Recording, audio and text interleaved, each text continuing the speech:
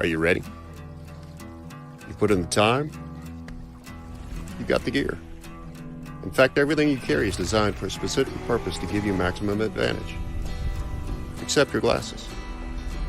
Introducing purpose-built optics, scientifically formulated and optimized for your specific pursuit. At Hook 'em Bullet, we believe sight casting for redfish is different from pitching a bait to a billfish, flipping to a bass on a bed, or live scoping for crappie. Each environment has unique visual cues and demands. You spend a lot of time and treasure feeding an undeniable passion.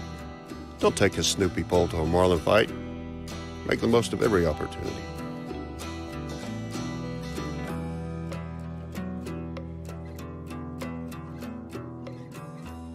It's the moment when everything is on the line and precision, power, and control make all the difference. A moment over 20 years in the making, anchored on loyalty, trust, and support that goes beyond all expectations.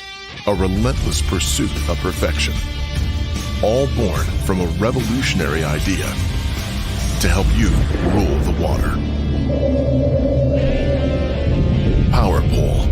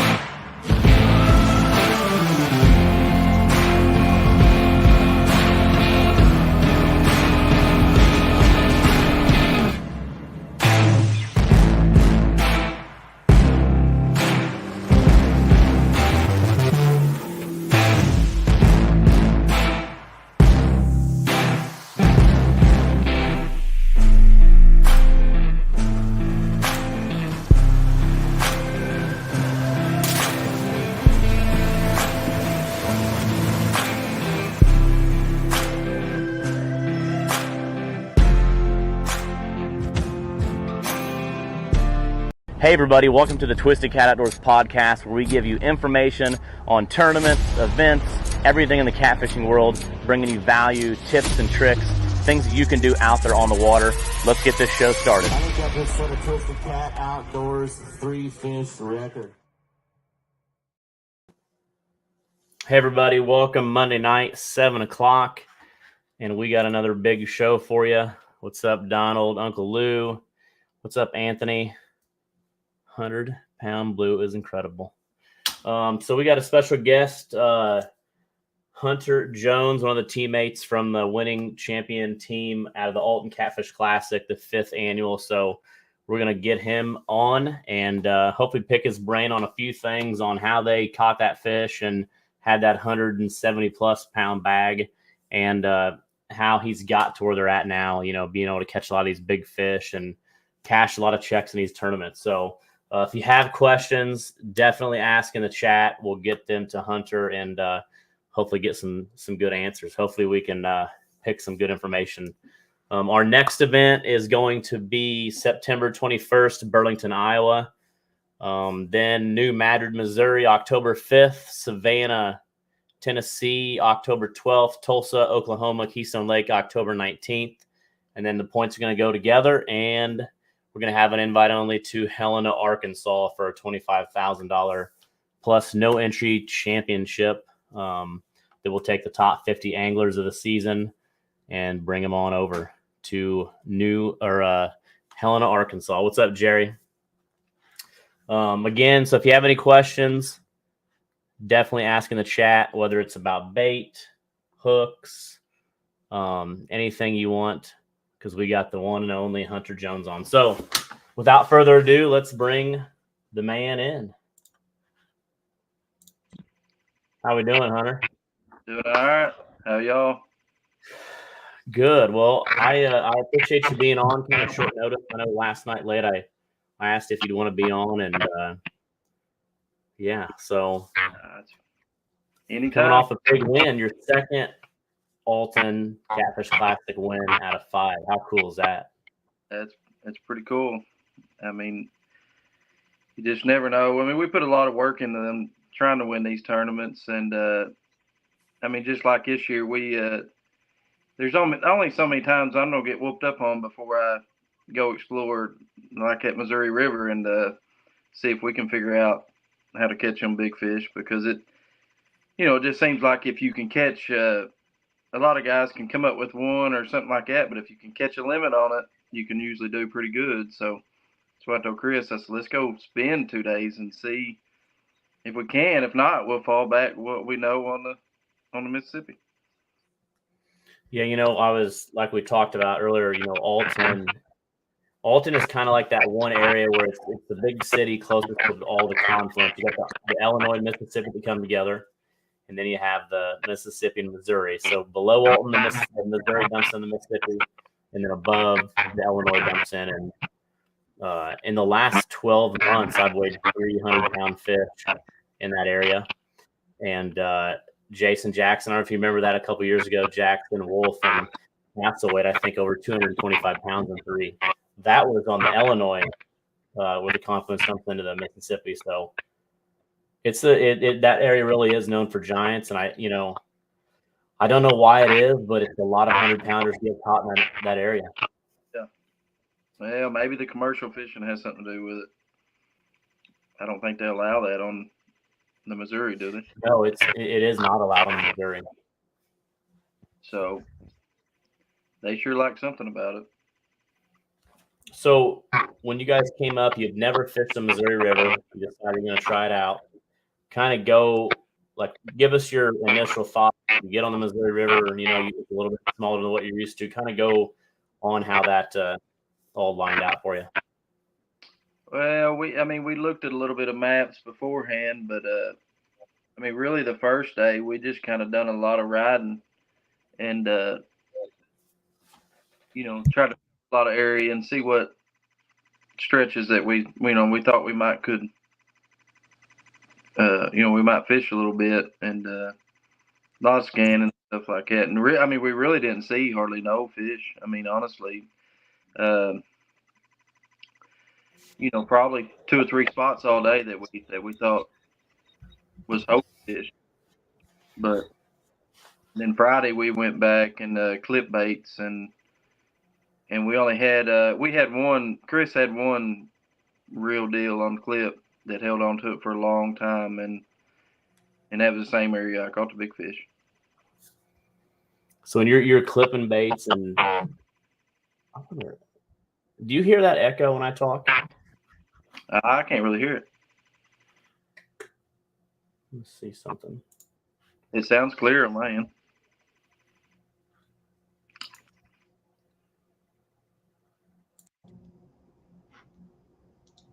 I wonder, is that any different? Yeah, it probably is a little better. It's only when Alex talks.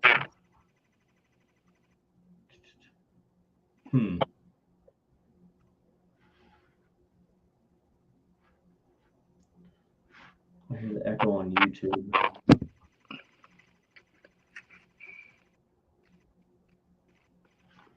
I don't know what that would be. I'm gonna go out and come right back in. Just hold on a second.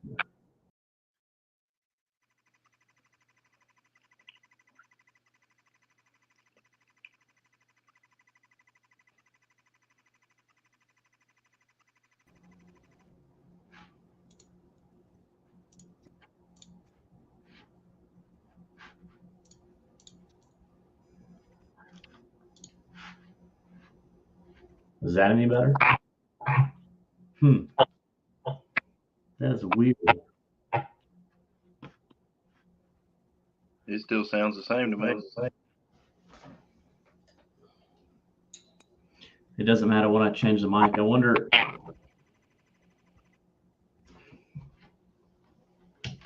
Unless it's because I'm on my phone. I gotta listen to it and see what's going on. I don't know what that would be. I gotta listen to it and see what's going on. I wonder. I'm gonna take you out and come back. Can you go out and then come back in? Yeah. Just like go exit out of the app and then come back in. Okay. Sounds like a background. Does everybody hear me now loud and clear? Any issues? I wonder if it's something with his phone. It's fine. We can still understand everything y'all are saying. What about now with him out? Is it still? It's fine now. So it's something with his stuff.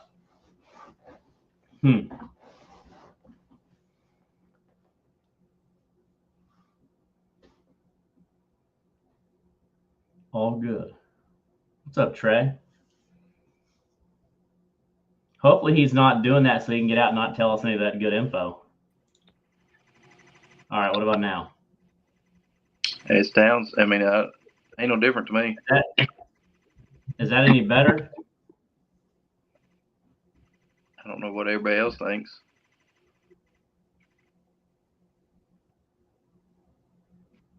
Because he's on speakerphone.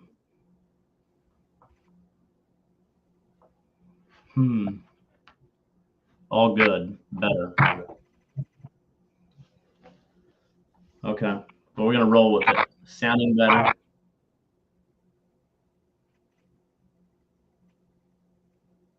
I wonder if your phone, is your phone like sitting like Yeah. this? Yeah. What if you lift it up a second? Just lift it up a little bit off the table. I wonder if it's echoing or something. What about I now? wonder if it's any better. That's worse. Yeah, I just got it. I got one of them stand-up chargers. I just got it sitting on it.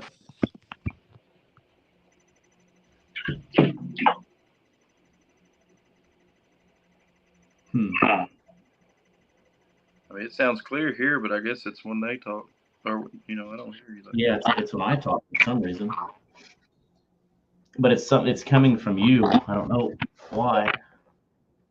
Maybe turn this down. All right, is that any better? Try. His mic might be picking up feedback. Yes.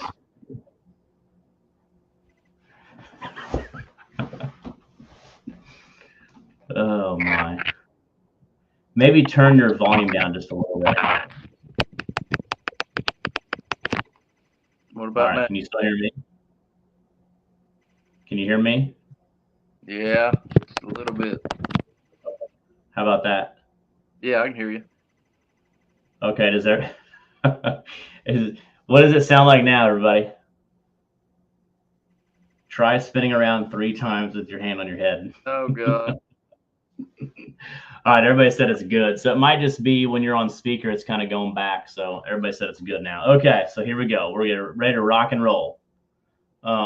First question from Kevin. So how did the cold front that came through Friday night into Saturday morning change your game plan, if any, for Saturday? So what was your first day on the Missouri?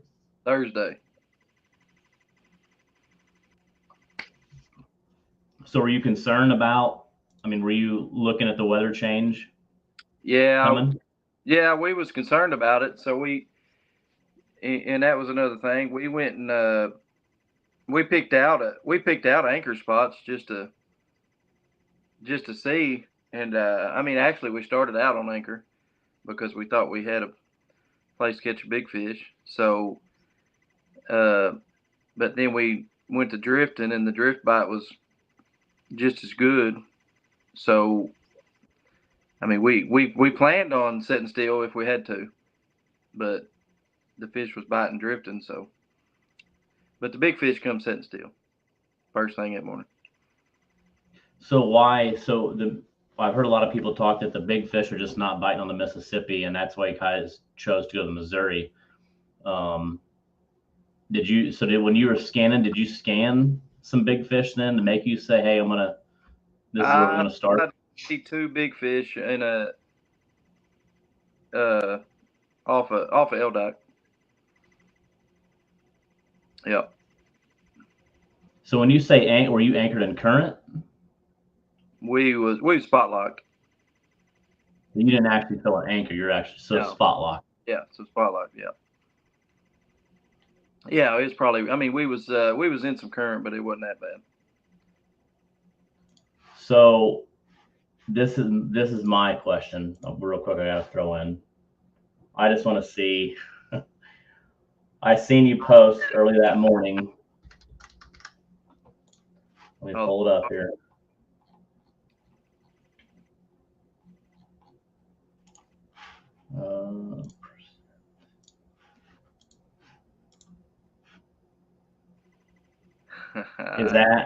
Is that what you were? Is that playing, or were you using that for bait? We never sent the big head down the river, but we did catch some fish on cut up carp.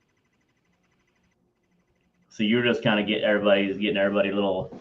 Yeah, Chris did aggravate me, and he said, after we get them 2 big ones in, I am going to send that down the river, but we never did. Should have. That is a big piece of bait right there. Yeah, we caught it in the cast net looking for some big shad just to try something different. So what did you have for bait? We had carp and skipjack. Did you catch your own skipjack? Yeah. We usually always do. We don't never buy bait hardly, unless we just got to. Just know what you got. And that's true. I've seen a lot of that, especially with the changes of laws and the price of skipjack, and then, like I said, then you know exactly when it was caught, where it was caught. Yeah, it's hard. I mean, they're getting harder to catch too. I mean, but we try to always catch our bait.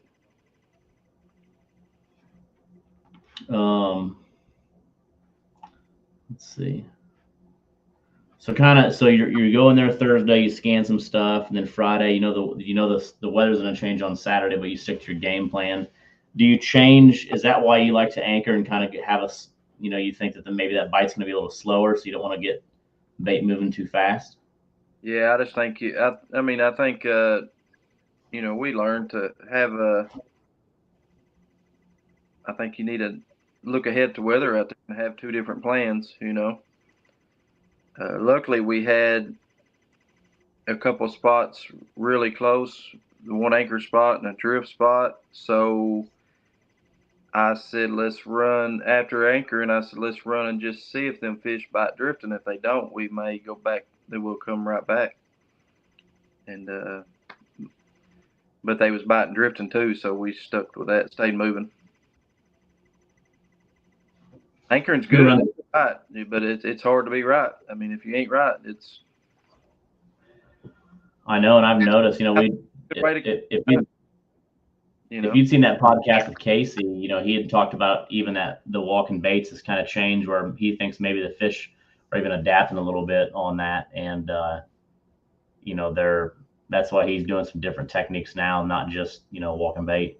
Yeah, I think he's right. I mean, that's why I switch it up a little bit even on bait. I mean, I think I don't know it, but I mean, some days I feel like it works. I think they're getting smart. They're catching on to us. I mean, it's no different than, I feel like, Helena used to be really good. Now I think it's getting worse and worse. It's got to be because of fishing pressure and all that. I think Vicksburg will be the next, place to start slowing down. And I might be wrong, but I think the fish catch on to, like Casey said, they catch on the same techniques. Yeah, no, that is interesting. You know what I mean? What depth did you target? Was it wood, rock? I mean, did you think that with that weather pattern, there'd be more wood or rock, or? I mean, a lot of the stuff we looked at was 15 to 20 foot. We tried some a little shallower than that, but never could get bit. I was hoping to have a little deeper water somewhere. I was actually worried. I thought the deeper water, maybe in the Mississippi, the fish might not be affected as bad, and them fish might bite instead of them shallower water fish. But we fished little everything, rock and wood, to catch our fish. And what time did you catch that big fish? We found a lot of wood. We did find a lot of wood. Probably caught him at, I don't know, 8:30. Oh, so early. Yeah. He was ready to come out of that live well. I'll tell you what, that thing was hard to manage. Golly, it was all. I had some buddies laughing at me. I said, I wish you could do it one time. I don't care how strong you think you are. When them things want to go. Yeah. No. It's cool, when we, I read your article with Ron in Catfish Now, and I see so many fish, and I knew it was a big fish, but it didn't have a ton of length when I first seen it. Yeah. And then when it kind of turned to me and I seen like the belly and the head, I was like, oh crap, this is a big fish. Like I knew it was like I thought, man, maybe mid 90s. It's gonna be close to 100. And then it was just like perfect how it just ran up the scale, and then it hit 100.3. Yeah, he threw up a big sturgeon in the live well. Probably cost me a couple pounds, but as long as he hit the 100 mark, I didn't care. Is that your first 100-pound fish? When we boated him, Chris has seen a lot of big fish, and that's what he told me. He said, I think you just hit the 100 mark. I said, well, let's call him 90. So, because when they get that big, 90 to 100, it's just, you can be off 10 pound pretty easy. But that's why I told him, I said, we'll call him 90. So I don't feel bad if I big eye him. But his back was just so big, and the live well was full, and all the hose was plugged up, and his back would still stick up out of the water. So, you knew he was a big fish. He fought pretty good. He didn't. He about got me hung up in something one time, put a scare on me, but then we got him out in the middle of the river.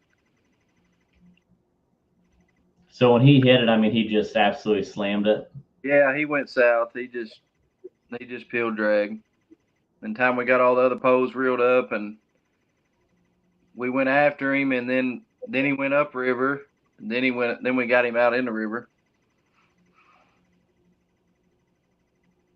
And so did he kind of come up and go back down? You were definitely probably worried about not getting him to the boat, because that's a big deal. He rode a little bit out from the boat.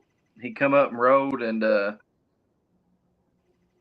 was aggravating Chris. I said that may go 60, and he said, yeah, hell yeah, I bet he will. And he come up beside the boat, and we was fixing to try to get him, and I told him, I said, don't mess it up, aggravating him, and he said, and he didn't.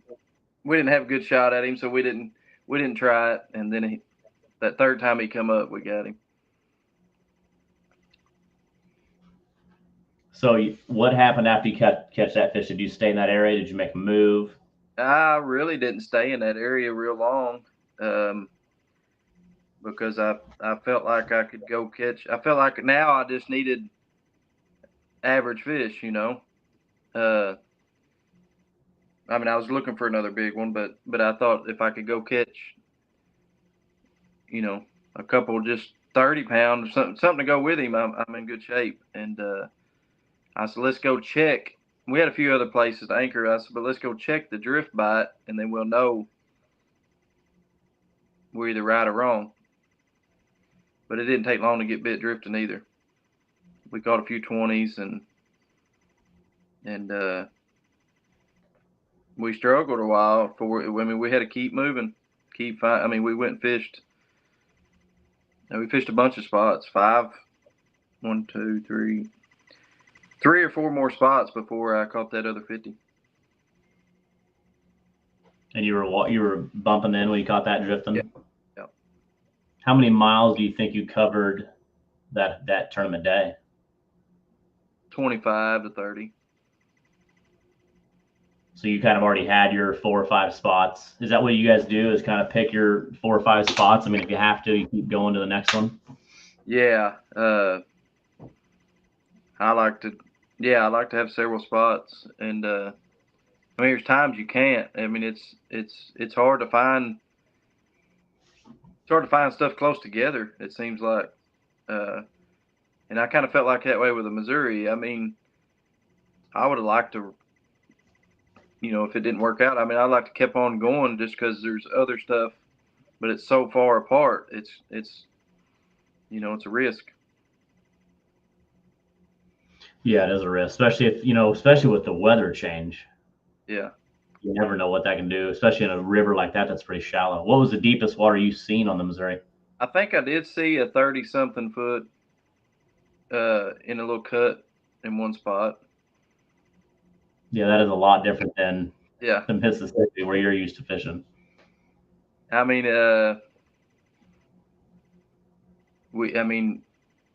ounce and a half. That's what we used all day. So lightweight. So when Stout, what does Stout always say when I ask him? He says, little weights, small bait, or what is it? Little weights, big baits.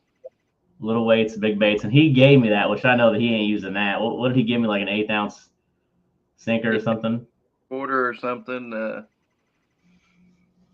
It was something pretty small. I remember it. He might not have believed it, though. Sometimes you can tell the truth and they still won't believe you. Oh, that's true. No, I know. I mean, I mean, yeah. Our bait weighed more than the weight Saturday for sure.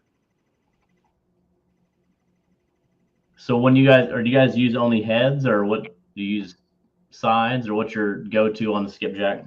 Or different times of year you use different things? Usually head. One hook? All my fish come off one hook. Do you sometimes do a double hook, or? Oh yeah, I do. I'll use a double hook and put 2 baits on it sometimes instead of one giant. Do you guys usually run the same rigs, or will you switch them up and maybe you got a 2-foot leader and he's got a foot leader, or he's got a little bit longer dropper? We're usually pretty close, it seems like. I mean, we Usually will if one person's getting a bite, we will look and make sure our stuff's the same. But we try to figure out that stuff pre-fishing if we think it matters.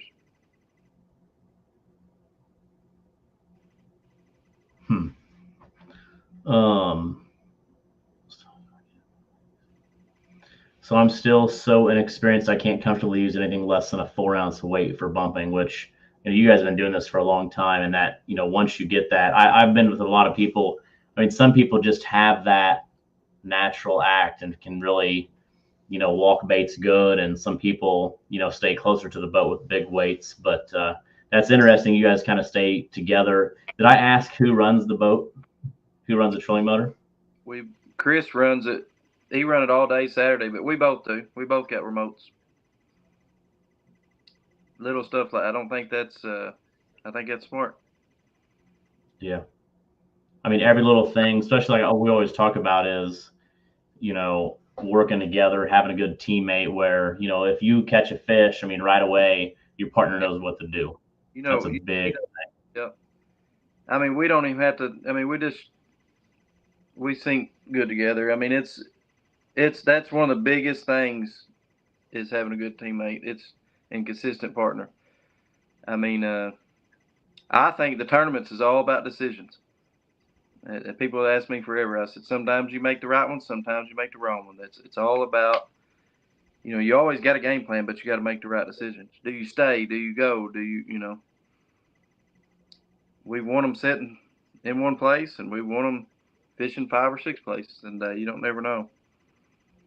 And we've got beat doing all that too, so you just. Yeah. Donna Moore says, do you guys use the same weight and same size main line? And does that matter in your opinion? I'm usually a little heavier on main line and stuff than Chris. And I do think I think I could move my bait easier than Chris this weekend because I had a little heavier line. I was running 65 and then 80, and he was probably running 50 something and 60 or whatever, and I think it catches a little more water and it helps you move. I think that might be, something to. It ain't as helpful on the Mississippi because it's a little deeper. It could spoil you easier, but the Missouri, I think it kind of helped me Yeah. move my bait. So would you say you mainly anchor and walk baits, or drift and bump, or what's your go-to? I'd rather drift if I can. I like to move. So when you say drift, you're really using down rods. You're just both using hand rods drifting. We will run down rods. We very seldom do you catch a fish on them, but it seems like if you do, it can be a big one. Yeah. How do you run that rig? Do you run it all the way to the bottom? Do you leave a little bit? Yeah, Play, or? I run it up and crank it a couple knots, but it all depends on what you're fishing too. And put a double dropper loop on there. That's way I run mine. We didn't run. We didn't try to run any in Missouri, though. I like it a little better if it's deeper. You think it's harder or easier to fish the Missouri bumping with it being so much shallow, or the Mississippi? What would you say is easier? Well, I think it was. I think the Missouri is just as easy if you could have, if you could find 20-something 30-foot of water, because the hardest part we got just getting the bait away from the boat. We like 200 foot or a little more if we're fishing. That's just what we like. I feel like you get hung less. You can get it out of there and stuff like that before. But I like to fish a little farther away from the boat, so it's tough. It was tough drifting. It's tough drifting to Missouri. Just as far as that, you got to use little weights, and sometimes it's hard to get the bait away from the boat and stay moving. Yeah, we run the trolling motor hard. We run a couple batteries dead for sure. Hunter asked if you are fishing near current swings or targeting certain parts of the river. Well,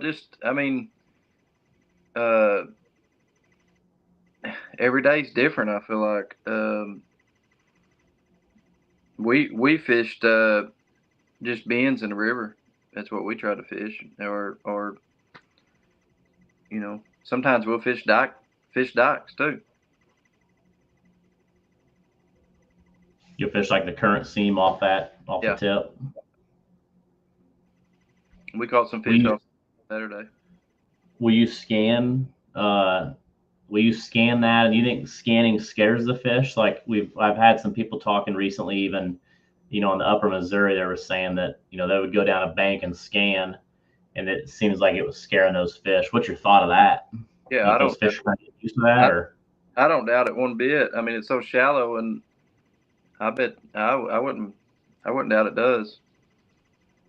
I feel like we done most of our scanning and marking and stuff the day before, and then we just fished them without looking at the banks tournament day. And then if we did catch it, if we want to make another drift, we'll go way around it and come back in. So do you think it's worth shutting your sonar off then? So if you scan and you're going to fish this area while you're walking baits, or that you're far enough back, it don't matter? I don't think that's. I don't know. I don't ever shut mine off. I know guys think it pings them and stuff like that and tears them up, but I have drove across them down here at the house a lot, in the Madrid area, and 30 foot of water, and pull up and catch them. So I don't think. I don't know. Kevin says, did you see the big fish on sonar before you set up on them? No. You just kind of knew that area was. Yeah. He was in there the day before. He bit a clip, so. So you don't think the clip scares them though, either? So you're just clipping bait And then they'll sometimes I talked to Gerloff, and he said that he's had one come to the surface before on a clip. I can see it. Yep. Chris has too. Yep. But I mean, a lot of times there is no telling how many big fish we would have caught over the years before a tournament if we wouldn't have had them. You know, if we'd have had hooks on. But it's like Cape. A couple years at Cape, a couple years ago, we looked hard that day and finally found, you know, like a little 100-yard stretch that we had 2 bites in it. I had a bite on a clip. I told him, I said, I feel like that was probably a 40-pound fish. And he had a big bite on the lower end of it. And the next morning we got down there and I caught a 36 almost exactly where the boat was setting when I had my bite, and we got him in, went back around, set back up, come back through it, and Chris had the big bite. I almost bet you that was the same 2 fish, and we fought his fish for a good while and lost. We ended up losing him, but them 2 was exactly where they supposed to have been. But a lot of days we say, dang, wish we'd have had a hook yesterday, because they're gone. So what do you do when they're gone? Let's say that you had that same, you know, everybody always talks about that, because I really think fish move a lot, especially this time of year, you know what I mean, towards, you know, when it gets close to fall. Do you think that they're traveling far? If you would have got there and no bites, would you just start scanning again and trying to find, you know, maybe where those fish went, if it was upriver, downriver? Yeah, you know, sometimes we'll move up or down.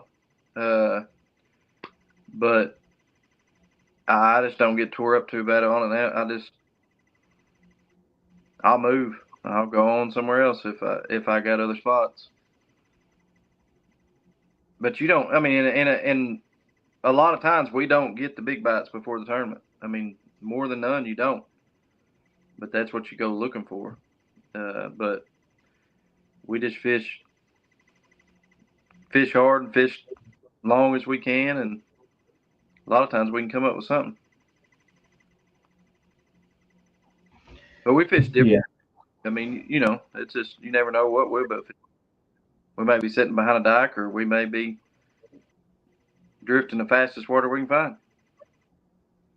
So with I'll watch what people's doing too. I mean, if everybody's looking at the same stuff, I'll go the other side of the river.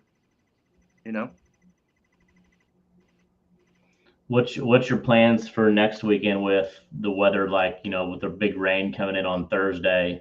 How do you think that'll affect things? With they're talking up to 3 inches of rain.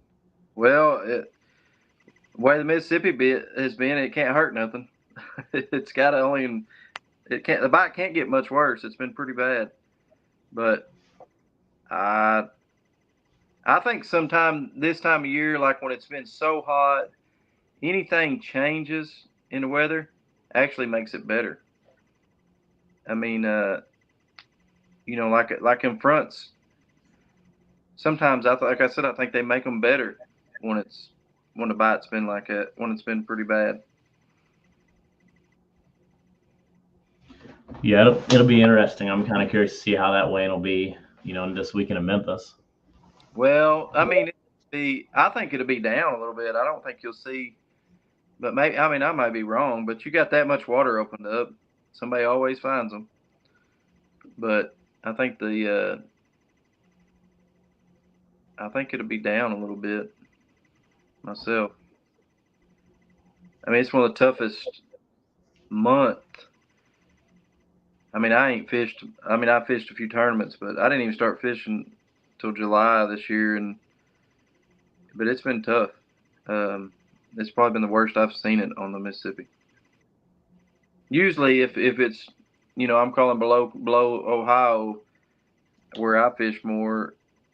Usually, if it's bad here, it's good somewhere. You know, up towards Chester, up towards somewhere, the fish, they're catching fish, but it's been pretty rough all the way up. Yeah.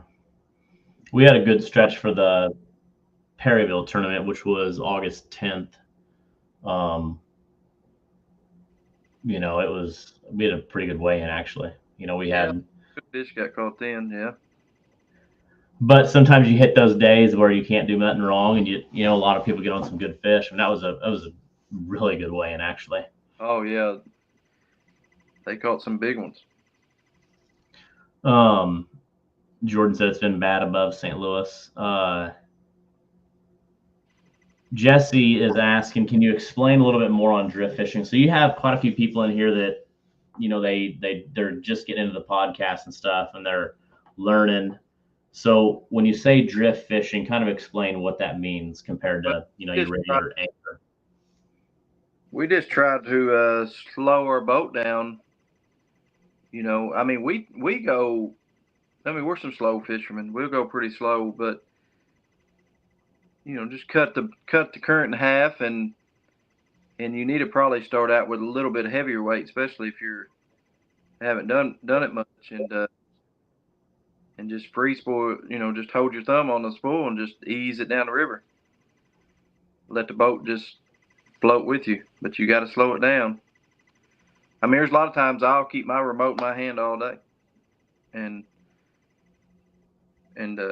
fish with my other hand.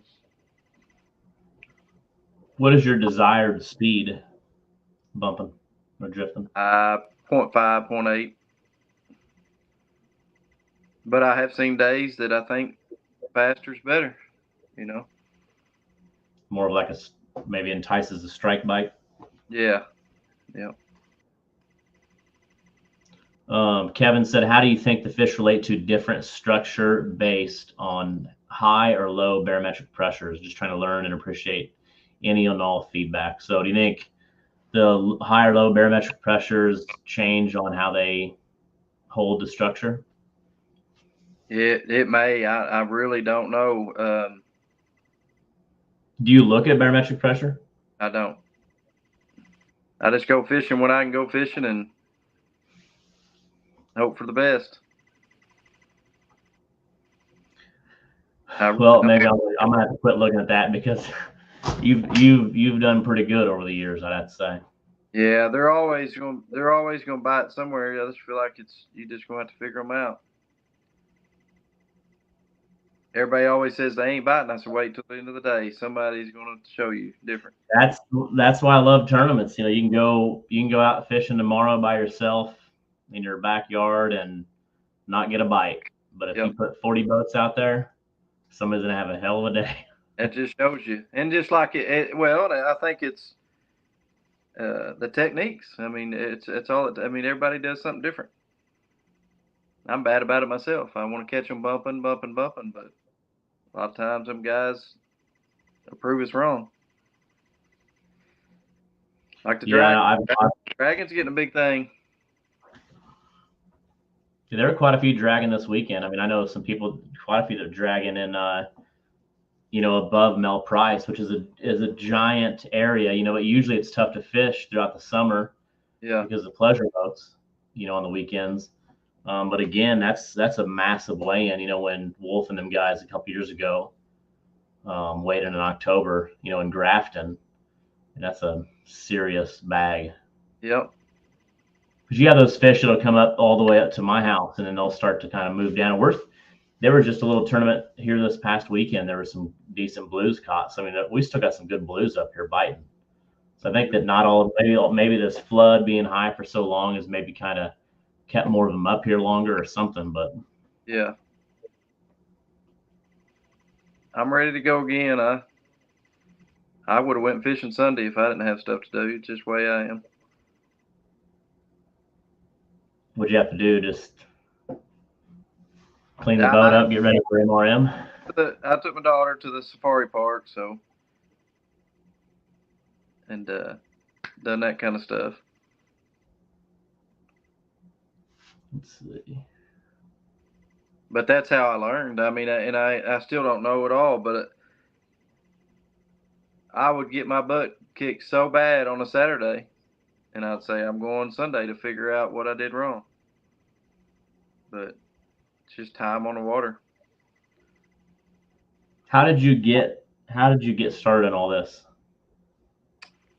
Shoot, my grandpa took me years and years ago.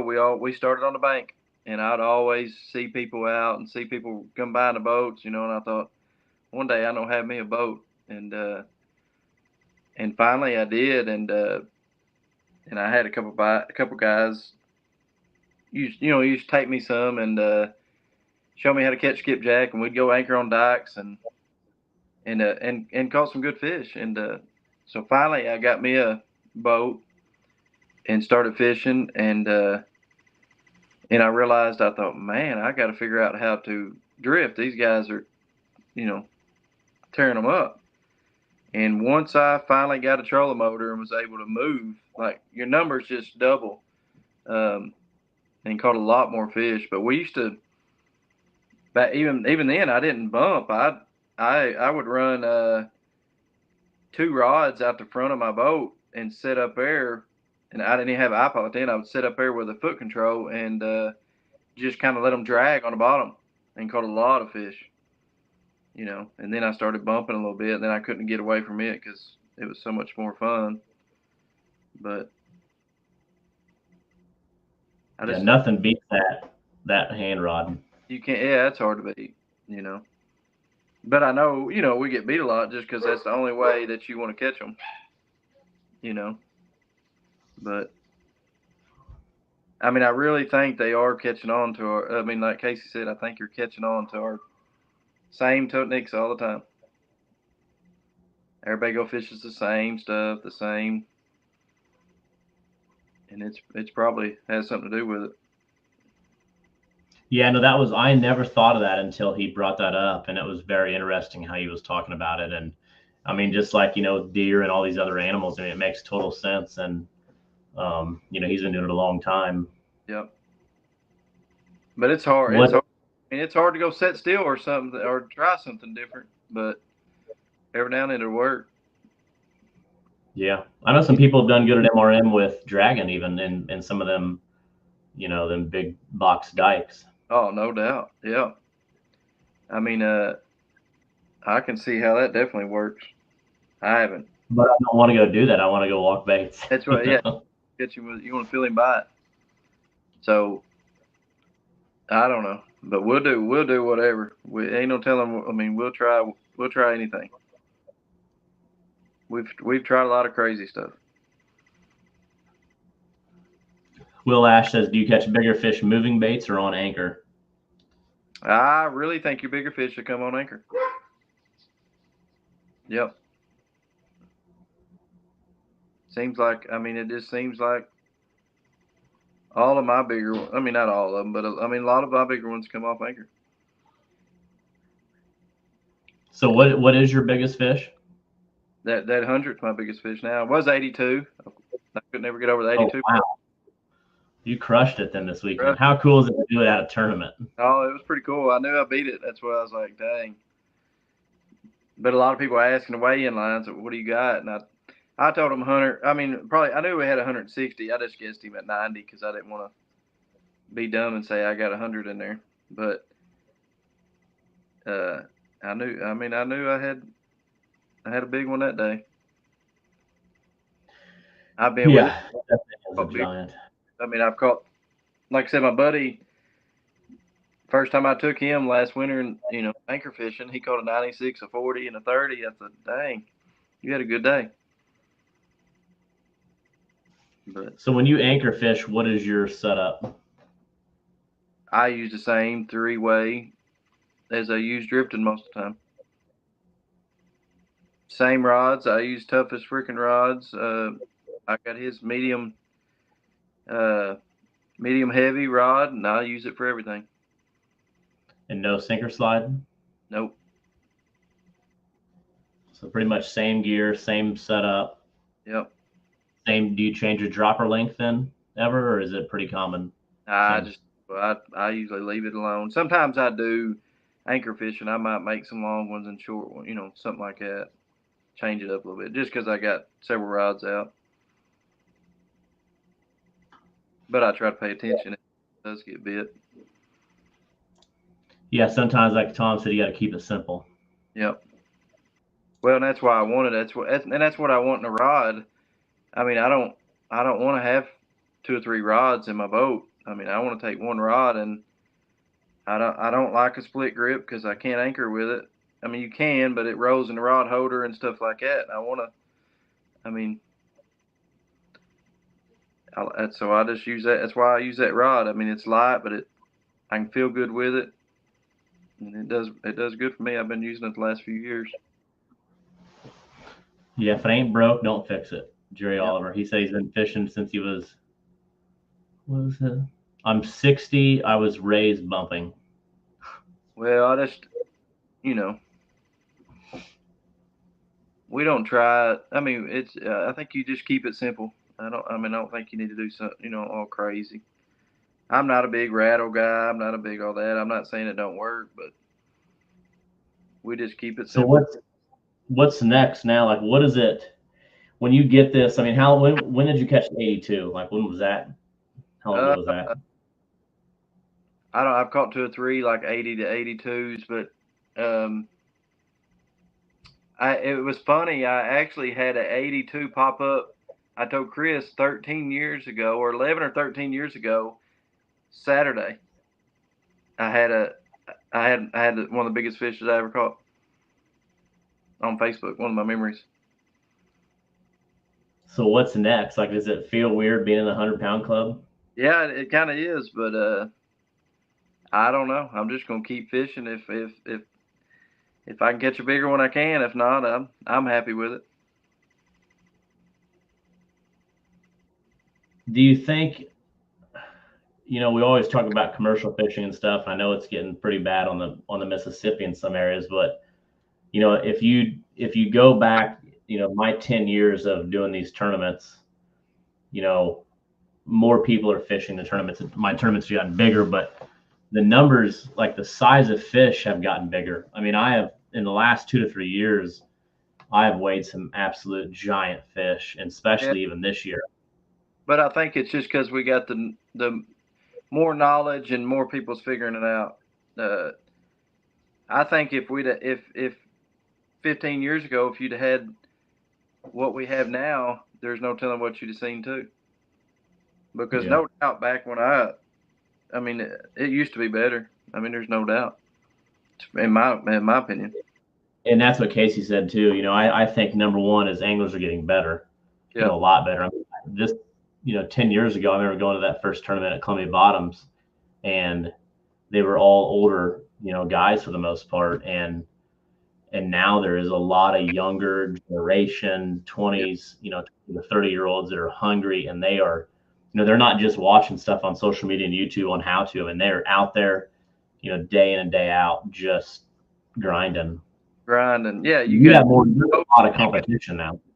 I mean, you got boats that go farther. You got the trolling motors, or that's the spot lock and stuff. It's just huge. It's, helps you get more accurate. That stuff's got to be, that helps big time. Yeah. Benji Brown. So when you say anchor or spot lock, you are still walking baits or put them in the rod holder and wait. So like when you were on this big fish, did you cast out to it, or did you kind of walk it down and then just set in the rod holder? They was all sitting still then. It was just a little place, so like you couldn't really. I mean, if I can, I'll move a bait while I'm doing it just to give me something to do. But I just it was just so small of an area. It really wasn't. You couldn't walk it very far and you'd be out of the zone. Did you have other boats around you in this area? I seen some boats, but they was on the wrong side of the river from me. They're on the wrong side of the river. I like that. They was right. They was right for them, obviously, before sometime, but they wasn't on the same stretch we was on.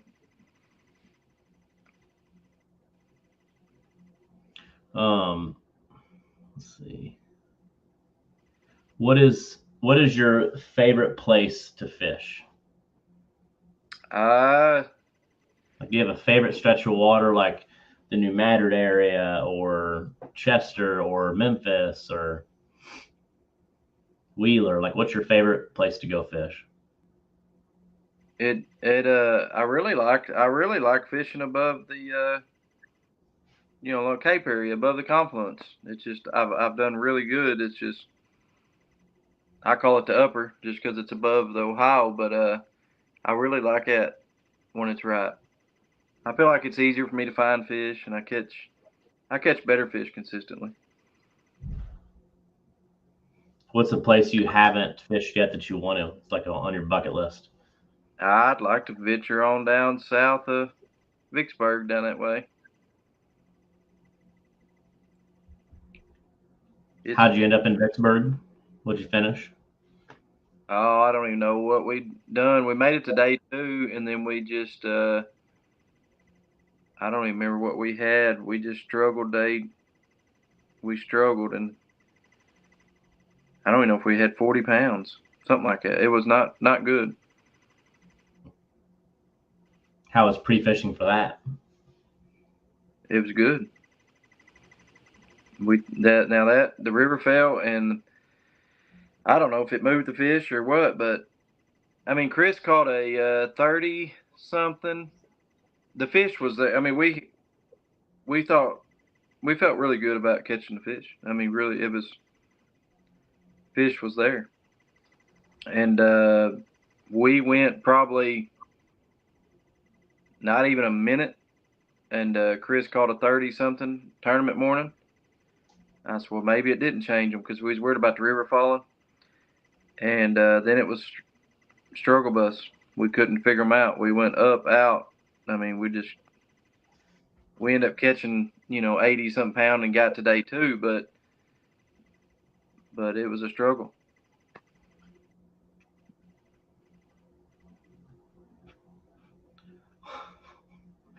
Can I borrow your fish finder? Decisions come in. You don't always figure them out.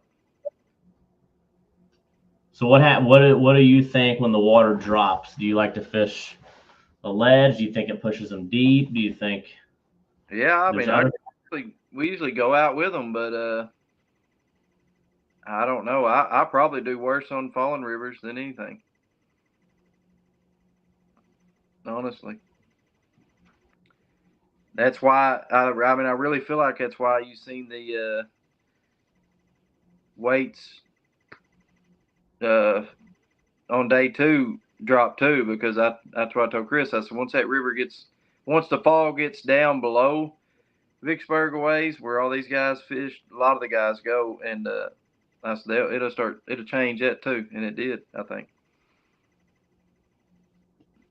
So do you think that that's a key? Like a key pattern to look at is like if you're going to go fish, let's say this weekend, you look at the river and you say, okay, from Caruthersville to Helena, Caruthersville is going to be steady, not really dropping much. But Memphis and down is on a steep drop. Caruthersville sounds more enticing.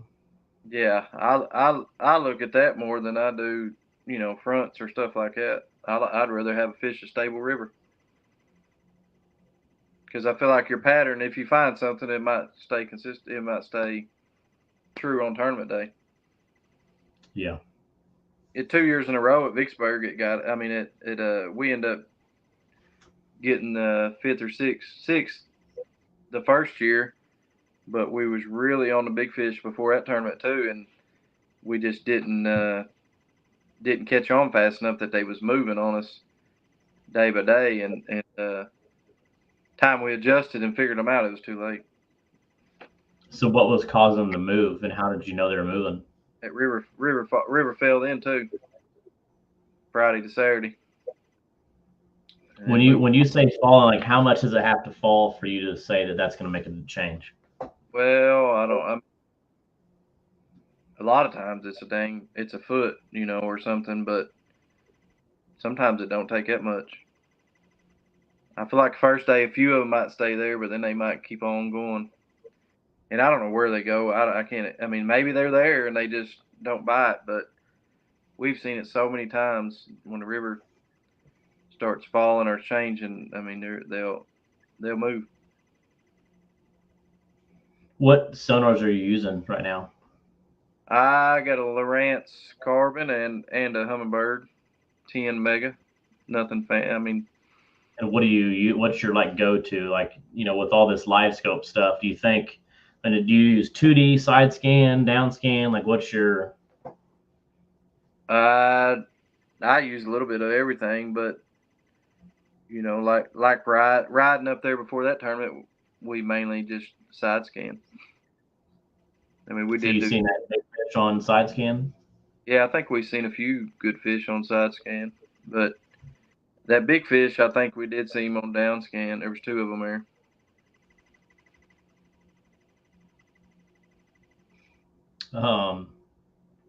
What do you think the future? You think live scope will affect catfishing like it has crappie and bass, or do you think it's a I little bit? I don't. I mean, I mean, you might could find them, but I don't. They don't mean they're going to buy it. But I think that current's going to help us and keep it, from just dominating. Yeah, because I, usually we're fishing some I've pretty never. nasty current. So I don't. I mean, I really don't know. You have any plan on getting any kind of live scope in the future?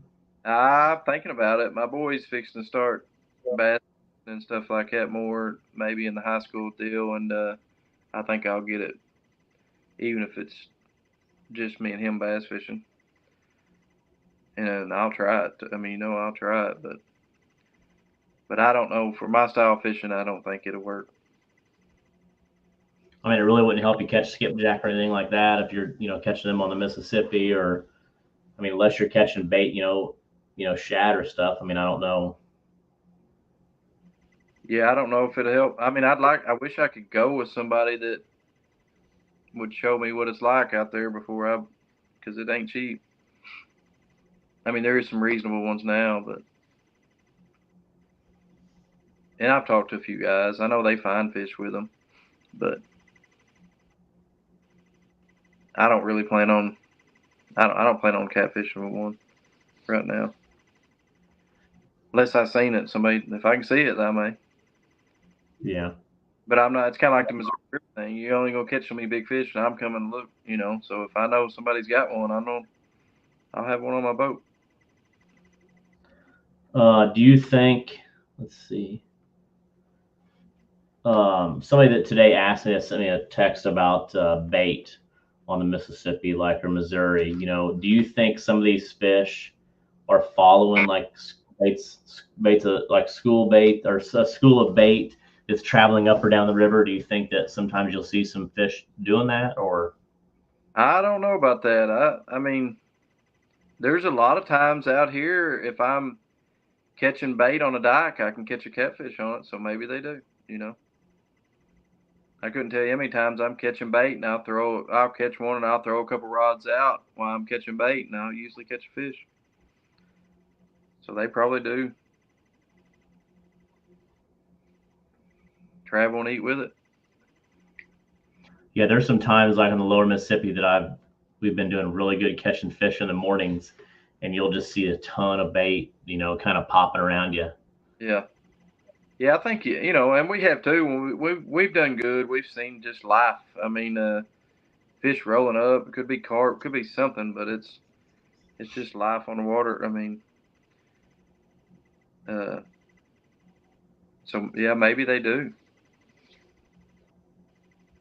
And I don't think they eat. I think there's so many fish that we pass up that have no interest in eating that day. Sean said, Alex, do you allow live scoop? When the pre-fishing stuff. I said some of our better days is when the pre-fishing's been tough. Then it seems like they just, after a couple of days of tough fishing, they'll just bite. Yeah, I've seen a stretch in a couple of years ago. I think it was the Cat Masters tournament that we were fishing. There were 4 or 5 boats in this one outside bend, and I mean, it was. I think all of us had over 100 pounds. Yep. I mean, it was just one of those, like, just everybody was knocking them. Yeah, and that's the way I mean, you got to be in the right stretch of river. I'm a firm believer about that too.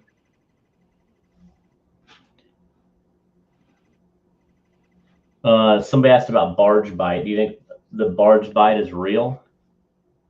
I don't know. I don't guess so. I mean, I guess it could be. I mean, I know I've caught fish when barges are coming around, but I hate to see them, so I'd like to think it ain't. Yeah. And they've been bad. I mean, there's a lot of that'd be a factor probably this weekend too with Georges. I mean, once they turn them loose, you better watch out because it's been bad. Yeah, I've fished a couple tournaments where, that was a big problem is you couldn't fish this whole stretch because there were just barge after. I mean, it was just nonstop. And for those of you watching that have not fished like the lower Mississippi, it's a lot different than up in our area. Up on where we're dammed up. They're triple engines. Some of them are 8 wide, 20 long, 15 long. I mean, they're just absolutely massive, and they just run everything. They ruin everything. That was one of my favorite parts about the Missouri. It was just sweet. I mean, we run into a few, but you didn't have to let out. I mean, you just keep on rolling. They were so small, and it was pretty nice. But of course, I love Scott, it. Say again. Have they not been running barges really a lot lately, or they're probably just starting to run? I haven't fished down here in a couple of weeks, but they it's like it's just once one comes, they just 10 of them's liable to come. But I think they're a lot of dredging, so once they let them through, it's one after another. How low is it down there right now? I don't know what all area right now, but I'd have to say there's probably a few places. Right above Memphis was getting real bad. I think they was fixing to start dredging there. So it looks like we're going to probably have another low year, kind of like we did last year. I mean, I don't know if it'll be as bad as last year in Memphis, but I mean, I looked at the gauge, a couple of gauges down there, and it just looks like it keeps going lower and lower and lower. Oh, it's bad. And honestly, I do better when the river don't get as low. I don't know why, but you would think, oh, it gets so low, you'll catch them, but I don't. Ain't the case for me. Yeah, do you remember what Memphis was last year? No, I don't really know. It's going to be negative. It's going to be negative 8.5 Saturday. Pretty low. That's low. Yeah, maybe, that's real low. Maybe you and Blair have a good day.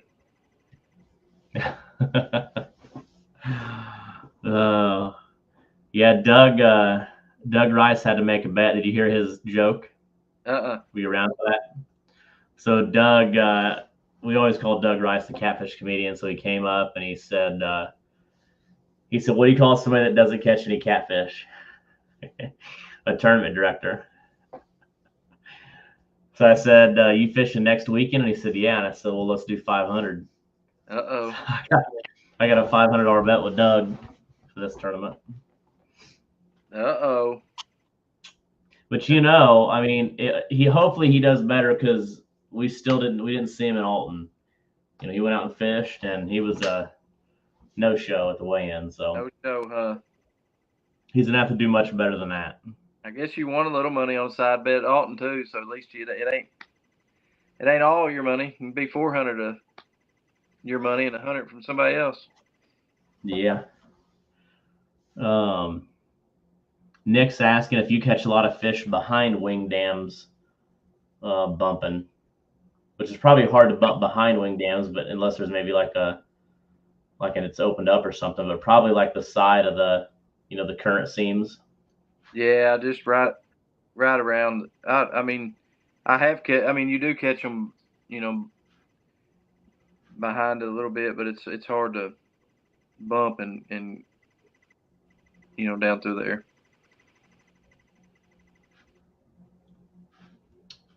Scott said, actually, how small of weights were you down to? 1 ounce was lowest we went. Are you pouring those yourself? Are they cannonball or?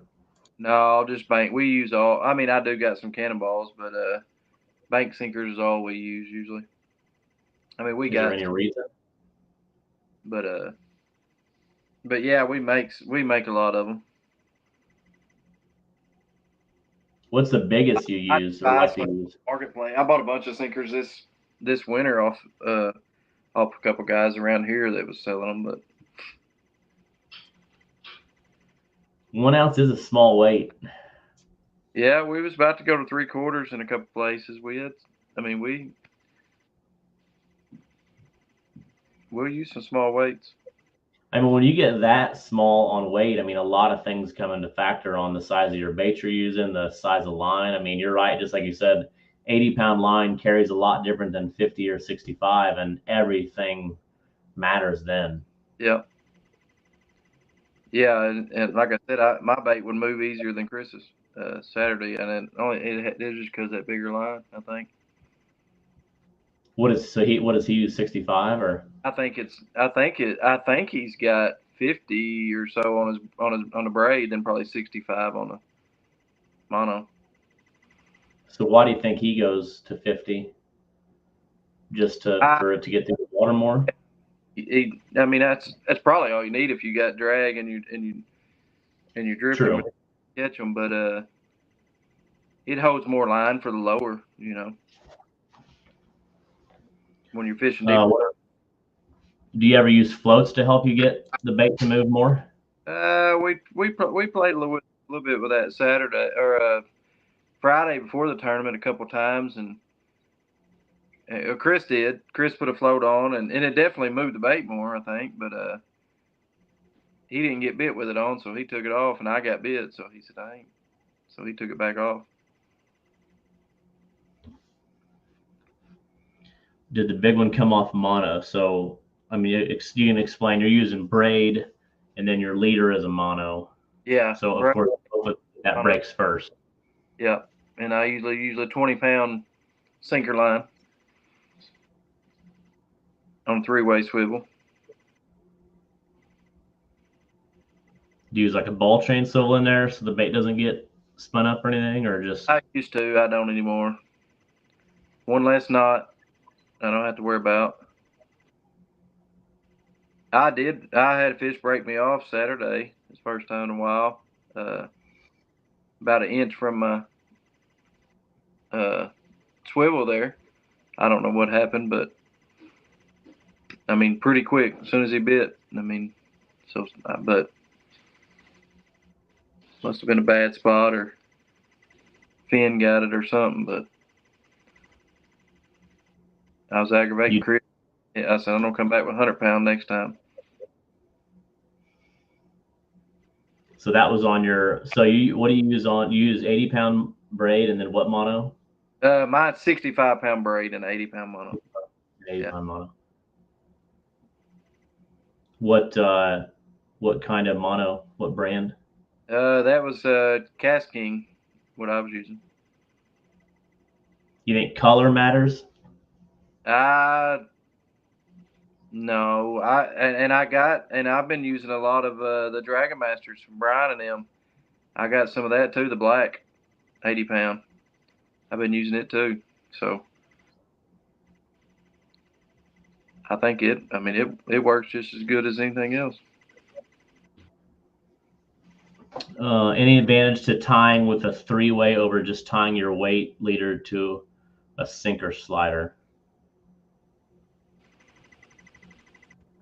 Well, the sinker slider I wouldn't don't try that sinker slide stuff much. I like that 3-way and this kind of this basic rig.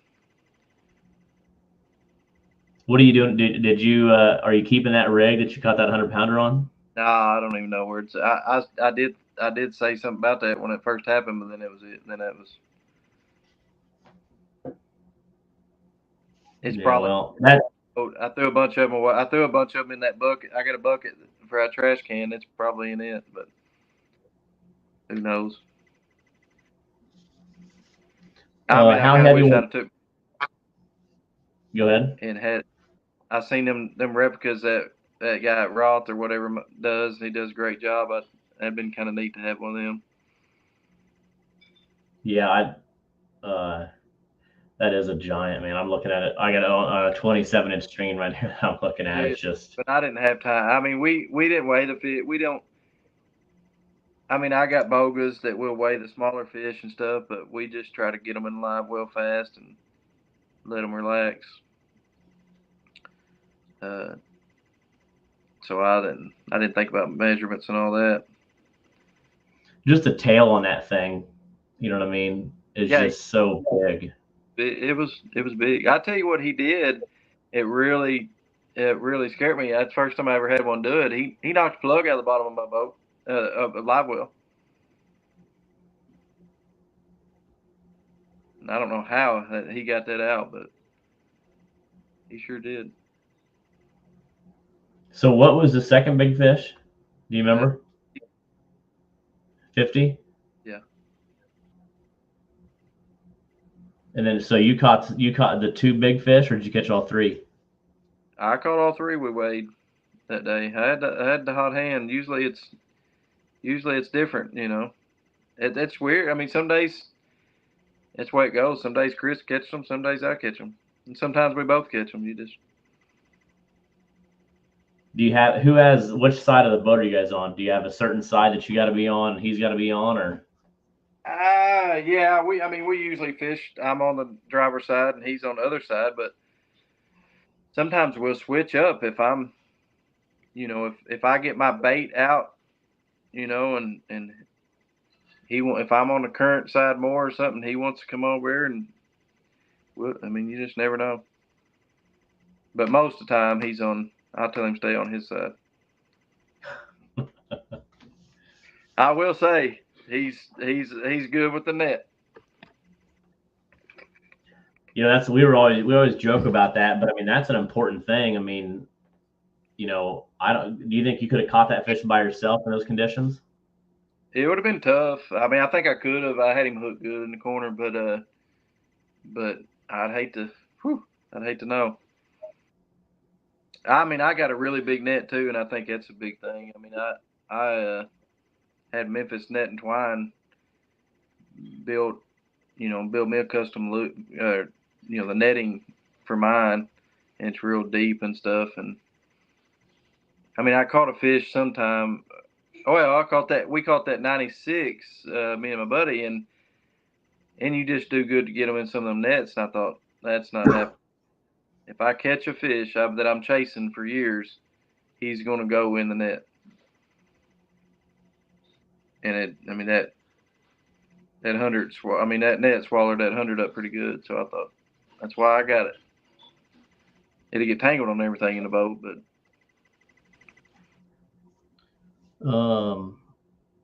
Donnie Moore, how many rigs do you lose in an average day of bumping? I think I lost 4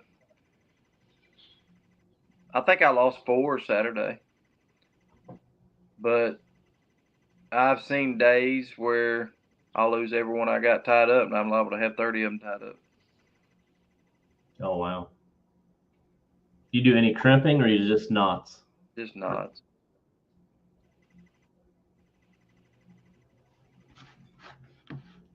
Dwayne Turner, what is your favorite sinker leader length to start with? Mine's probably a foot to, 16 inches. I mean, I just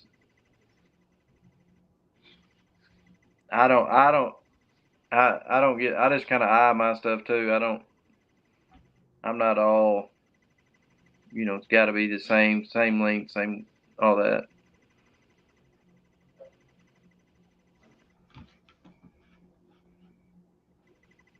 Your sinker line might mean a little more, but yeah. Tom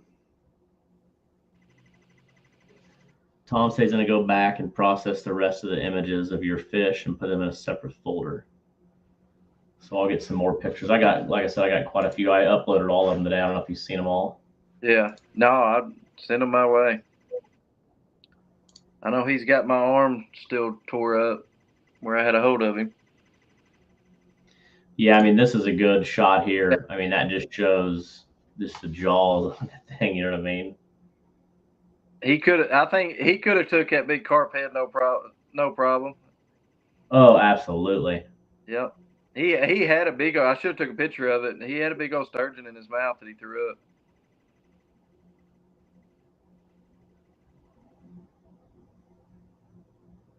What size hook style? J hook, circle hook. 8/8 is all I usually use. And I think I had a. I think I had Gamakatsu on there.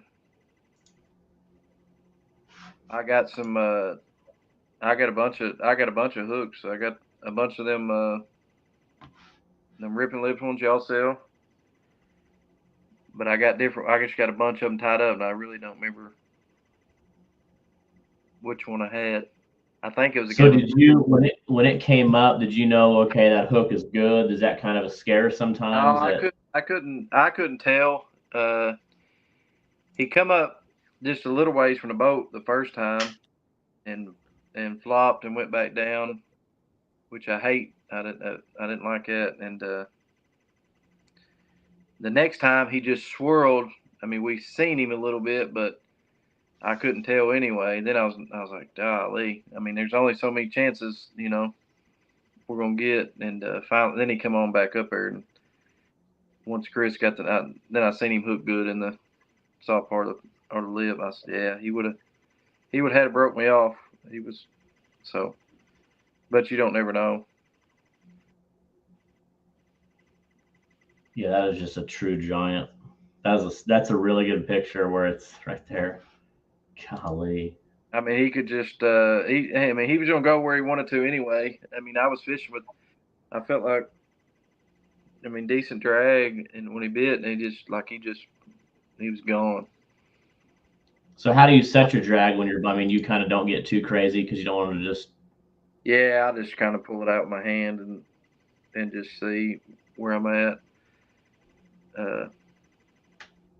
I mean, I do run mine probably a little too loose sometimes, but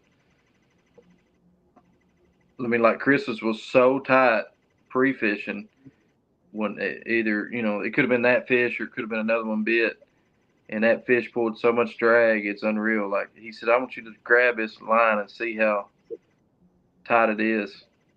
And it is all you could do to pull it out with your hand.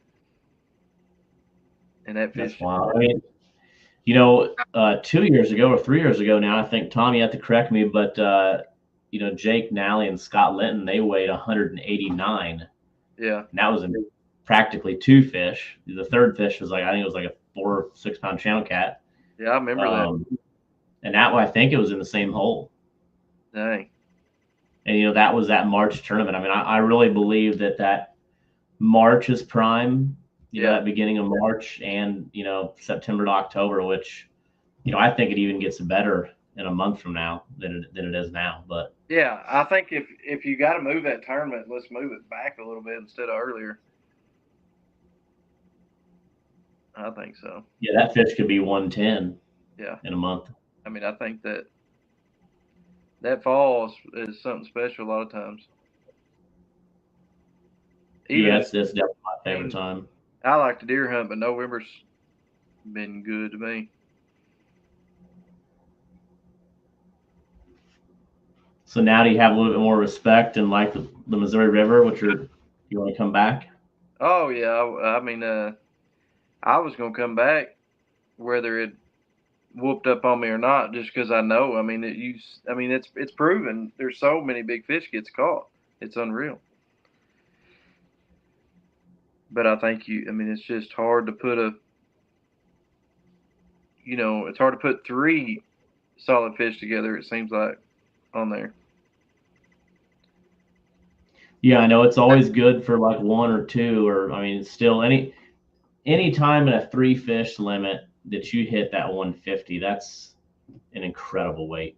Yep. Incredible. I knew we had a big weight, but I thought we probably still won't. You never know. You probably won't win with that. It's crazy just because what's happened in the years past. Because what was the last weight you guys had? Was it 146 or 156? 148, I think, or 6 when we won it that time. Yep. And I think we've had 161. Only 1 year it was under 100, and we still had a big fish like 92 that year. Yep. And we won it. We fished the Mississippi when we won it that time. But like I said, that was our plan, and we just knew we wanted to learn that Missouri. Because sometimes, you got to. You got to try to. What ramp did you put in at? Washington. Can you tell? In Washington. That's your first time there? Yep. That's a nice place. Do you do any pre-fishing like on your phone, on the computer, like before you go to an area and like look up? We do a little bit, but I actually looked a little bit on my phone on the way there, just trying to see how far places would be.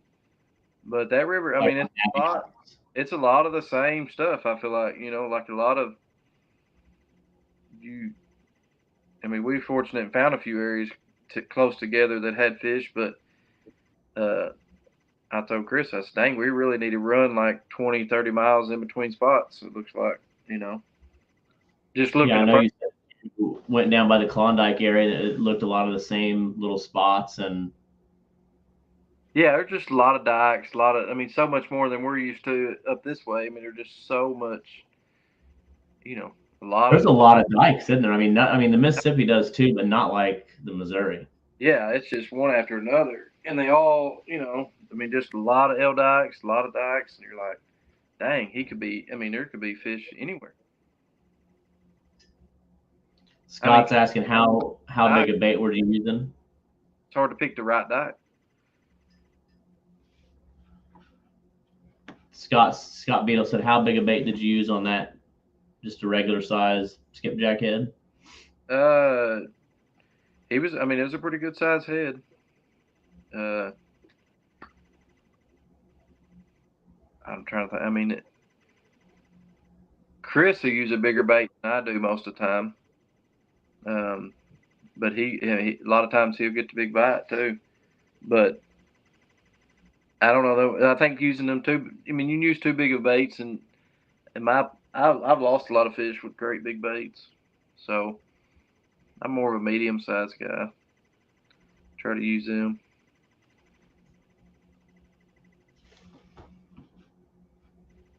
But I don't think you can go big. Really, I guess if you go too big, I've had it obviously where I try to use a big head and they just slam it, but they don't get the hook, just right there with the hook. And that's devastating. It is. And I've tried a lot of double hooks and this and that. It's hard to get your double hook, I feel like, to stay right, while you're drinking. It'll fall over into the bait or something. Yeah. So when you use two hooks, are you using two different bait? Like, are you using two heads, or are you using a head and I use two baits more than I do one giant with two hooks in it. And it just depends on what I got. If I already got a decent sack, I'll put two heads on it. If I got enough bait, But a lot of times I'll use a head and a chunk or something like that. I just feel like it's giving, the same scent, but if he bites it, my hook's closer to the, more likely to get hooked, I feel like. But how important is fresh bait? Would you fish this tournament on frozen skipjack, or you gotta catch fresh? I don't know that we've ever fished one with frozen, but we try to catch. We have took froze if we can't get enough fresh just to have, but at least if I just got some fresh, at least I know that wasn't the cause, So what day did you guys left on Thursday morning? Yeah. So you caught your bait on Wednesday or? Wednesday afternoon, and then I did catch a few off dikes. On the Missouri? Yeah. So how do you preserve that bait from Wednesday afternoon until Saturday? Like what do you do to keep it fresh? We just packed it down and hope for the best. That's the first time we've used bait like that, but and you could tell it wasn't near as good. But so would you say 3 days is the cutoff for you, or would you do 4 days? yeah, I wouldn't. I'd rather have them 3 days, no doubt. I don't know if I can make them any longer than that. Because they start getting mushy and stuff, you think? For sure, yeah. So catching a few fresh ones is definitely a key factor. Yeah, I think so. Yeah, I think a lot of people are taking rods, sabiki rigs and stuff with them now, and like I said, it's tough to get fresh bait at these tournaments, as there's so many tournaments now. They're growing, and being a bait dealer is, even a bait dealer selling them at $5, $6, $7, $8 a piece. I mean, I don't even know how they're making money driving 8-10 hours to sell them. You know what I mean? Yeah, we spent a lot of time throwing the net and stuff before the tournament, trying to find some bait. The fresh, something fresh. So what if you didn't catch that? Do you think the fresh skipjack that you caught on the Missouri could you tell that you were using that? Yeah, first probably. It was on the top. It was probably the freshest stuff we had. And we caught fish off carp too. It was just as good. I just didn't catch the big fish didn't come off of it, but. So did somebody use that head? That's all I want to know. No, we never got it out. God, you gotta admit it looked good though. Yeah, it did. I guarantee you'd catch one. Yeah. No, it looked good. I knew that you were probably playing with some people when you sent that picture. I was like, oh my. Yeah, I know my partner would send it down the river. I told him I was aggravating him. I said, hey, you better get 3 hooks out for that bait. Yeah, that was a big piece of bait. But it looked good. We caught some fish off them chunks, so they liked them. Do you think different times of year calls for different bait? I know we were talking to Danny Salfin and Lance Grady about that a little bit on, usually our March tournament, everybody's using fresh shad. Yeah. Thoughts on that? I think so. I mean, I've done well on carp in the summertime. I mean, I think it makes a difference. I mean, have you ever done any winter fishing down in your area? Yeah. Not a whole lot, but we've done well. What do you think that temperature is for starting to walk baits? I always hear different answers from everybody. I'll just see what your take is. Oh, I mean, I know I've caught some fish in some 50-something degree water.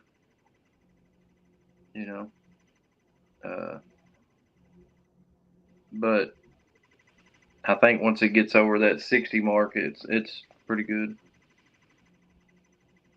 So 60 is kind of your go-to where it's really supposed to get on. 55, 56 walking baits, but that's probably sitting still walking a bait too. But yeah, I think 60 beat my mark. Let's see. A lot of questions coming in.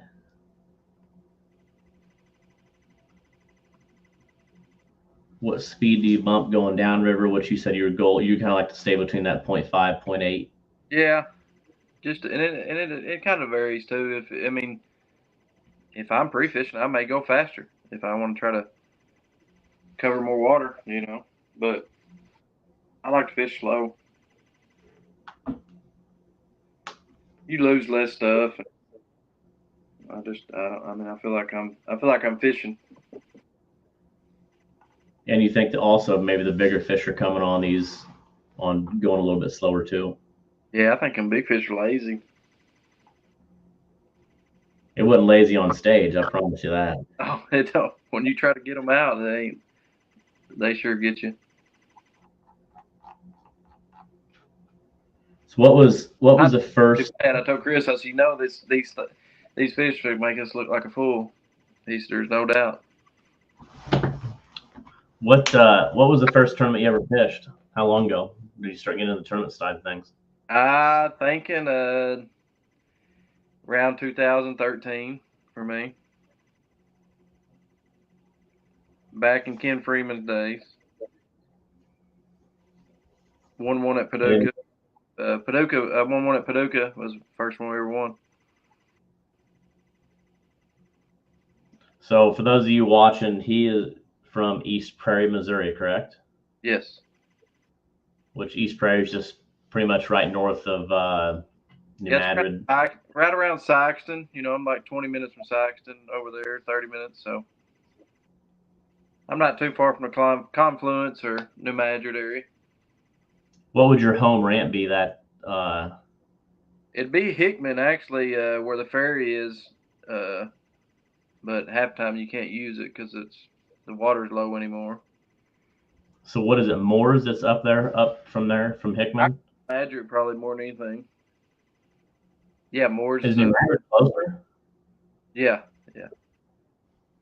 It's just an easier drive. It's right. Yeah. I can be in New Madrid probably 25 minutes. Yeah, and they finally got that ramp fixed. Yeah, it's a nice ramp.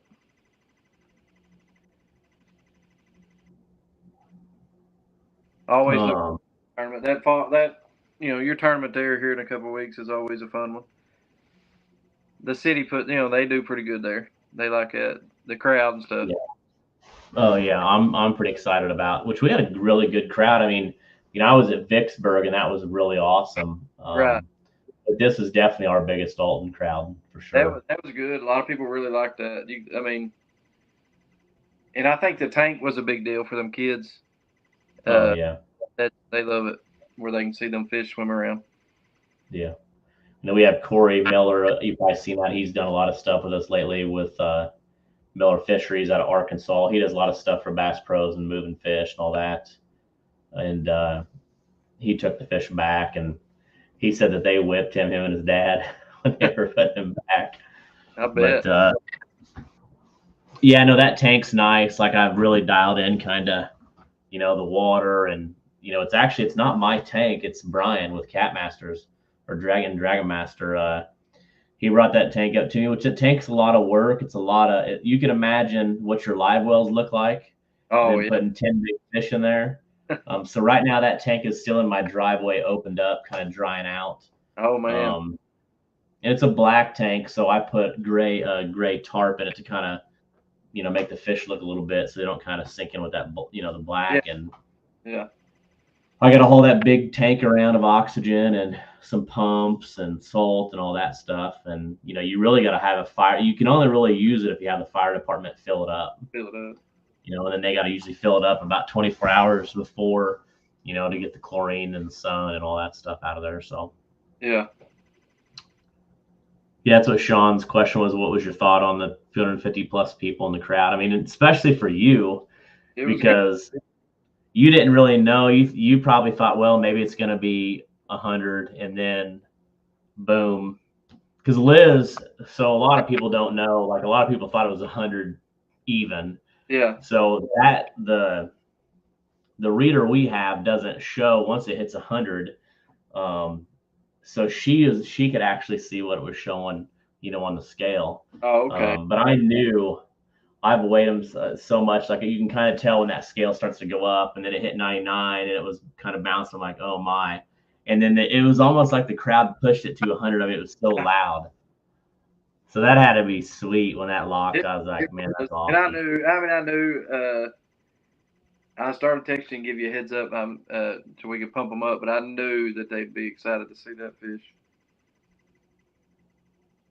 Yeah, a lot of people don't text. I don't know if they don't trust that I'm going to tell a bunch of people, but yeah. Yeah, I figured. I think after you weighed Jake and Justin, and then because it was crazy because Jake and Justin had 145 and then beat 110 out. Yeah. So Lance and them. And then Jake's like, well, just wait till the next boat. And then I looked back, and then I seen you. I can kind of look at people and kind of tell what they got going on. Yeah. And I think you were talking to somebody. You already had your gloves on. And then when Stout rolls up, he has gloves on driving the truck, and I just thought, I wish Tom would got a picture of that, because that was the funniest thing I've ever seen. Oh my! Yeah, it was funny. But we've had some. I mean, that's why I told him we've had some big fish in the boat. We're fortunate, but we fish hard together. Like I said, we fish hard together, and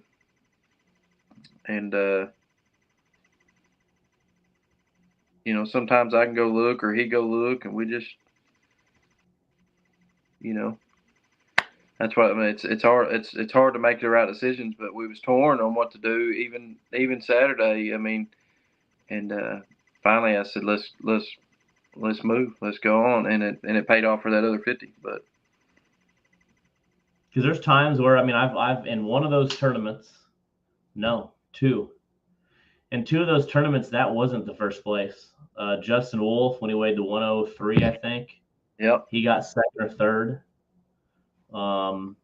Yeah, it would have been. Third. I mean, I had 147, 146, 14. I mean, if I wouldn't have had that other 50 on with my other ones, so it would have been really close if I wouldn't have caught that other fish. Yeah, that's that kind of. I mean, imagine catching a 100-pounder not winning the tournament. I mean, that's like I said, you had to have something to go with it to beat 145. Right. Well, that's why we went to drifting, because you're more likely to catch the average fish drifting. I feel like. I mean, you're 20, 30-pound fish if you're moving.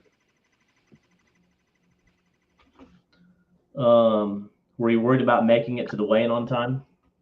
No, I left. We had plenty of time. We left a little bit early. Pat said you said you wanted to figure out the Missouri River. What is the best advice for someone who is also trying to figure it out? Just spend time on it. I mean, it's different. I mean, it's you just can't let the depth get to your head. I mean, I got to where I wouldn't even look at the thing, how deep it was. It didn't matter. I mean, it's all the same. So but I just try different things. I mean, I think there's plenty of fish on them dikes if you can figure out which ones hold them. But we just ride around and find stuff we'd like to fish, and find a current that was fishable. Find something that's not too fast for you. Something that you fish, feel comfortable with it. Do you stop and check on the fish on your drive back? No. How long a drive did you have? Was that an hour and? Hour 13. Hour 13. Yeah, it's not too bad of a drive. Last year with the ramps, we had a 3 hour and 10-minute drive. You know what I mean? You think about a lot of these fish get, especially you had your fish that's 8:30 that morning. Yeah, I think I got to everything in my boat. I mean, I got 2 recirculators, I got 2 fields, I got a big pump out too on a float switch. I think long as you just keep water moving on them, and if they're fine once you get to the trailer, I think they're usually fine. Yeah, I think usually you're going to have issues right off the bat. Right first. In the first hour, it's them beat up males are the worst.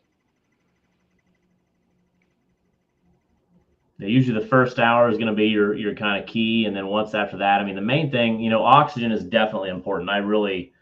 But oxygen will not help you if you do not put fresh water in that boat. I mean, that has got to be number one. I mean, I didn't even turn mine on until I got to the trailer. But I mean, I just feel like sometimes you're pumping it in and out if you're if you're out there on the water, moving a lot of water. So. Yeah, and it's like I said, you can just over the years you can tell when a live well lid gets open. Yeah. If the fish are good. I mean, if it looks like a sewage pond in there, it doesn't. Them fish ain't gonna be doing good. Exactly. You got to get that water out of there. Flowing.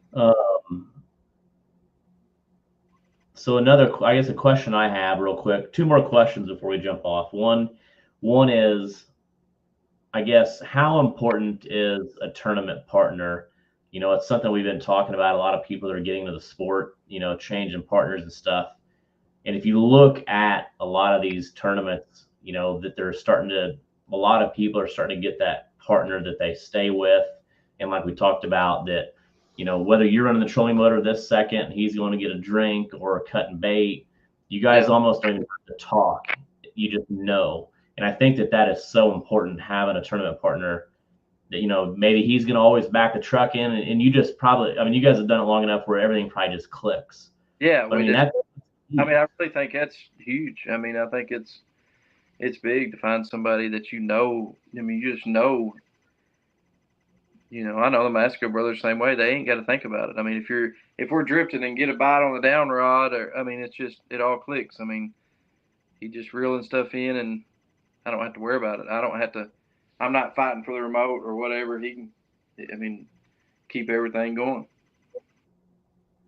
All I got to worry about is keeping tight on the fish, and he'll have the net, and we'll be gone. Yeah. Do you have not a arch nemesis or anything, but is there somebody that you have that you always want to go beat or have a friendly competition with?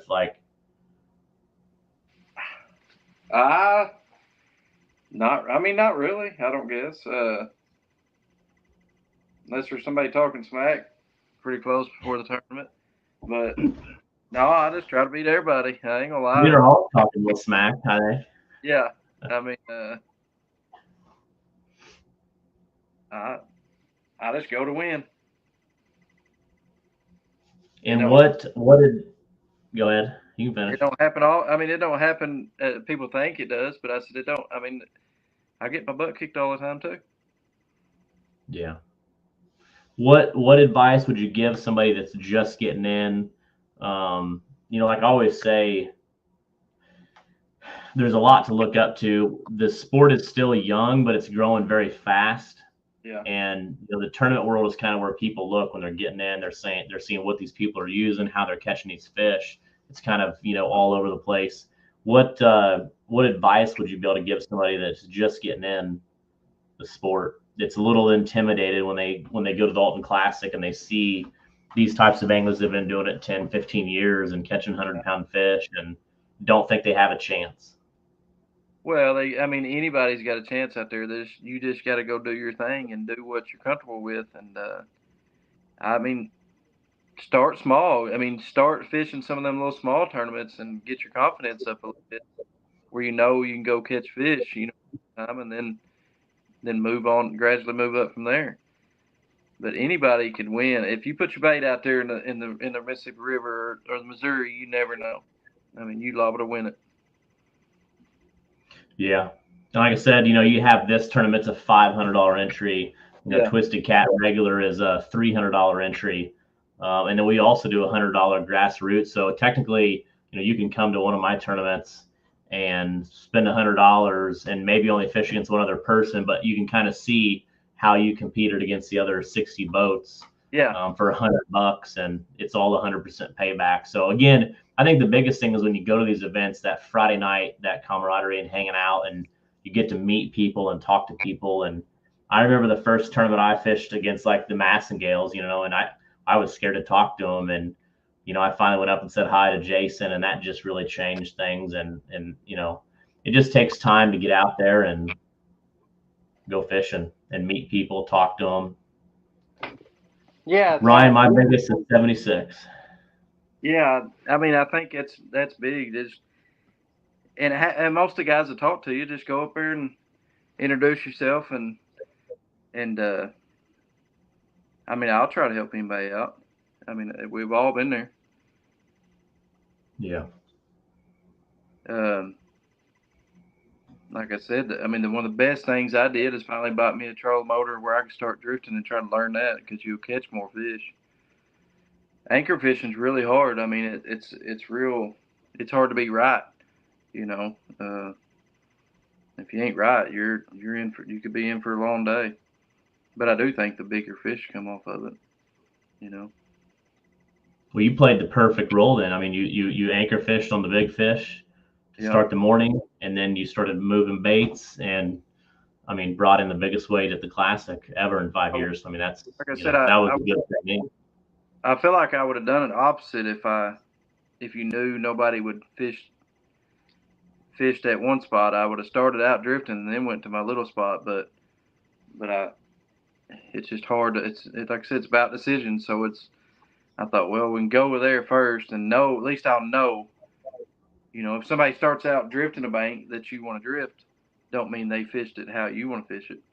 But if they anchor on a dike that you want to fish, more than likely they're liable to catch the fish that you would have, caught. So I decided to do that first. Yeah, and that's what's cool is you could fish a stretch of river and I could literally follow right behind you, but everything from your weight, your line, your bait, your depth, everything, your speed is going to be so much different than what maybe mine is or the next guy, and that all that can play. Yeah. Be a factor. Yeah, everything's different. I mean, we've seen it a lot. I mean, somebody be in there with you, but if they're fishing out in the river more, or they're fishing up on closer, it's and half the time you're just fishing with one rod apiece, so it ain't like you're really fishing that bank like you think you are. Yeah. I mean, there's been times that we fish a bank maybe all day and you don't catch a big fish till after lunch, knowing you thought you went all over it, back and forth, but yeah, you probably just now hit him. Okay. Anything left you got to say or want to tell anybody? I mean, you got to for sure get Chris on this since I had to do it. Yeah, no, I've already talked to him, so we're gonna have him on here in a couple weeks, and pick his brain. He's good. Chris is good. He's I'm blessed having him as a partner. He